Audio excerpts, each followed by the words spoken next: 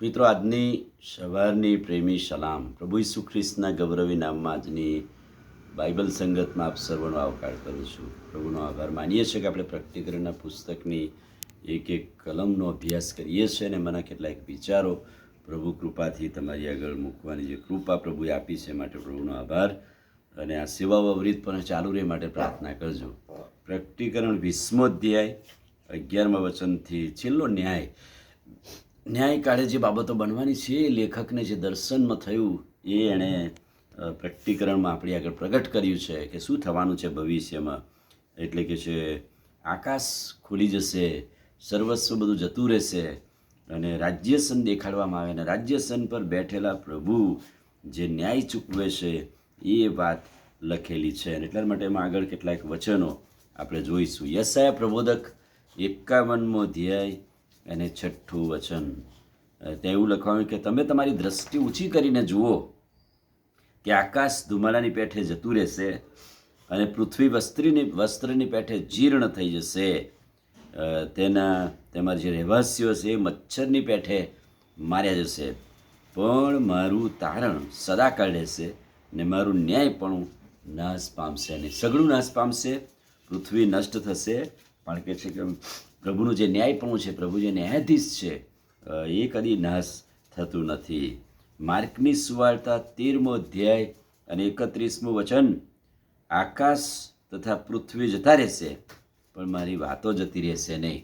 એનો અર્થ કે બધું જ નાશ પામવાનું છે, પણ દેવના વચનો રાજ્યસન પર બેઠેલા પ્રભુ જે ન્યાય કરવાના છે એના એ જ છે. એ સઘળી બાબતો કે જે જતી રહેશે પણ મારું વચન, મારું ભવિષ્ય વચન, દેવના વચનો એ કદી નાશ પામતા નથી. અને લખેલું છે કે પુસ્તકો ઉઘાડવામાં આવ્યા અને મનુષ્યના કૃત્યો પ્રગટ કરવામાં આવ્યા. કે છે કે રિપોર્ટ આપવામાં આવ્યો, અહેવાલ રજૂ કરવામાં આવ્યો કે ભાઈ મુવેલા અને જીવતા સર્વનો ન્યાય કરવામાં આવે. એટલા માટે જીવનના પુસ્તકમાં એની નોંધ કરવામાં આવે છે. ઘણા બધા પુસ્તકોની વાત ત્યાં લખી છે, પણ જીવનનું પુસ્તક જ્યાં આપણા જીવનની સઘળી બાબતો નોંધ કરવામાં આવે છે તે ઉઘાડવામાં આવે છે. એટલે કે છે એમ કહેવાય છે કે નવા યરૂશાલેમનું વસ્તીપત્રક બહાર પડશે કે કેટલા લોકો આ નવા યરૂશાલેમમાં લાયક છે જવા માટે. અને એટલા માટે ગણતરી ત્યાં થશે અને ન્યાય થશે. તીતસનો પત્ર તેનો 3જો અધ્યાય અને 5મું વચન. ત્યારે આપણા પોતાના કરેલા ન્યાયકરણ કૃત્યોથી નહીં પણ તેની દયાથી, પુનઃજન્મથી, સ્નાનથી તથા પવિત્ર આત્માથી થયેલા નવીનીકરણથી આપણને તારવામાં આવેલા છે. નવીનીકરણથી, પ્રભુના વચનથી, પ્રભુના રક્ત હેઠળ આપણને તારવામાં આવેલા છે. એટલે માણસનું મરણ ગમે તે રીતે થાય, પણ કે છે કે વ્યવસ્થા પ્રમાણે ન્યાયના વચનો, ન્યાયના દિવસે એણે ઊભા રહેવું પડશે, પ્રગટ થવું પડશે. એટલે મરણ ગમે તે રીતે થયું હોય, આપણા સ્વજનોને ગમે રીતે ગુમાવ્યા હોય, પણ પ્રભુ એક દિવસ એમને એકઠા કરશે. બાઇબલ શું કહે છે?